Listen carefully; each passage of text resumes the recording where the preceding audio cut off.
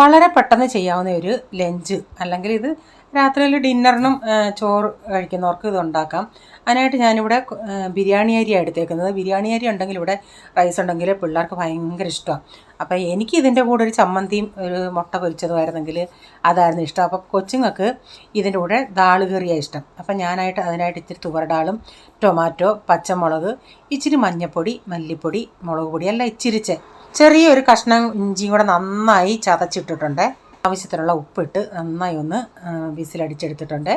എന്നിട്ട് അതിലേക്ക് ആവശ്യത്തിനുള്ള അത് വെന്തുണ്ടെങ്കിൽ അത് നന്നായി ഒന്ന് തവിയും കൊണ്ടൊന്ന് ഉടച്ചെടുത്ത് എന്നിട്ട് ഞാനതൊരു വേറൊരു പാത്രത്തിലോട്ടാക്കിയിട്ട് ആവശ്യത്തിനുള്ള വെള്ളമൊക്കെ ഒഴിച്ചിട്ട് കുറച്ച് മല്ലിയില ഉണ്ടായിരുന്നു അതൊക്കെ ഒന്ന് ചേർത്തിട്ടുണ്ട്. ഈ ബിരിയാണി റൈസ് ഇവിടുത്തെ ഇളയ കൊച്ചിന് എങ്ങനെ കൊടുത്താലും അവന് ഇഷ്ടമാണ്. അതിൻ്റെ കൂടെ ഇച്ചിരി ദാല് കറിയും കൂടെ ഉണ്ടെങ്കിൽ അവൻ കുശിയാണ്. അപ്പം ഞാൻ ഇതിൻ്റെ അകത്ത് മല്ലിയില ഇട്ടിട്ട് ലാസ്റ്റിൽ ഒരു ഇച്ചിരി കടുക് വറക്കുന്നുണ്ട്. കടുക് വറക്കാനായിട്ട് ഞാൻ ഇച്ചിരി ഓയിൽ ഒഴിച്ചിട്ട് ഇതിന് നമ്മൾ ജീരകമാണ്, ദാളുകറിക്കൊക്കെ ജീരകമാണ് മെയിനായിട്ട് ചേർക്കുന്നത്. നമ്മൾ സാധാരണ എല്ലാ കറികൾക്കും കടുകല്ലേ ചേർക്കുന്നത്.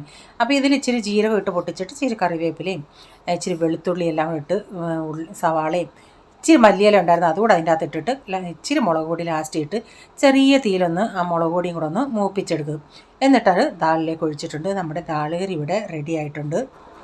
പിന്നെ മുട്ട പൊരിക്കുന്നുണ്ട്. എല്ലാവർക്കും ഇങ്ങനെ ഓരോ മുട്ട പൊരിച്ചെടുക്കുന്നുണ്ട്. ഇവിടെ മുട്ട പൊരിക്കുന്നതിൽ തേങ്ങയോ സവാളയോ പച്ചമുളകോ ഒന്നും ചേർക്കുന്ന ഇവർക്ക് ഇഷ്ടമല്ല. എനിക്ക് പക്ഷേ ഇച്ചിരി സവാളയൊക്കെ ഇട്ട് ഉണ്ടാക്കുന്ന മുട്ട പൊരിക്കുന്നതാണ് എനിക്കിഷ്ടം.